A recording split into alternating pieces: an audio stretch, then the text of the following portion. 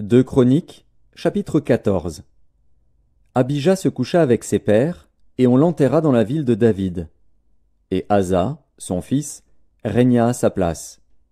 De son temps, le pays fut en repos pendant 10 ans. Asa fit ce qui est bien et droit aux yeux de l'Éternel, son Dieu. Il fit disparaître les autels de l'étranger et les hauts lieux, il brisa les statues et abattit les idoles.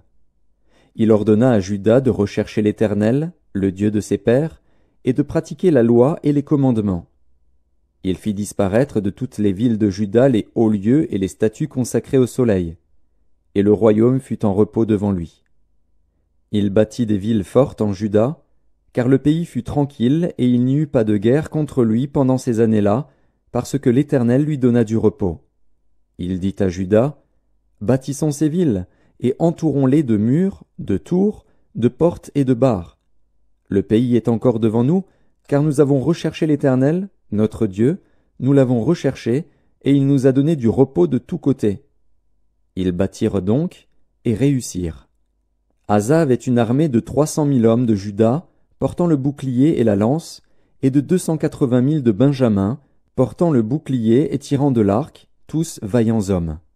Zérak, l'Éthiopien, sortit contre eux avec une armée d'1 million d'hommes et 300 chars, et il s'avança jusqu'à Marécha. Asa marcha au-devant de lui, et ils se rangèrent en bataille dans la vallée de Tsephata, près de Marécha. Asa invoqua l'Éternel, son Dieu, et dit, « Éternel, toi seul peux venir en aide aux faibles comme aux forts. Viens à notre aide, Éternel, notre Dieu, car c'est sur toi que nous nous appuyons, et nous sommes venus en ton nom contre cette multitude. Éternel, tu es notre Dieu, que ce ne soit pas l'homme qui l'emporte sur toi. » L'Éternel frappa les Éthiopiens devant Asa et devant Juda, et les Éthiopiens prirent la fuite. Asa et le peuple qui était avec lui les poursuivirent jusqu'à Guérar, et les Éthiopiens tombèrent sans pouvoir sauver leur vie, car ils furent détruits par l'Éternel et par son armée. Asa et son peuple firent un très grand butin.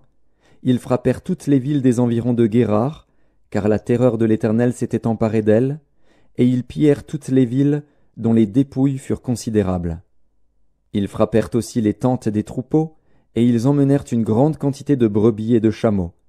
Puis ils retournèrent à Jérusalem.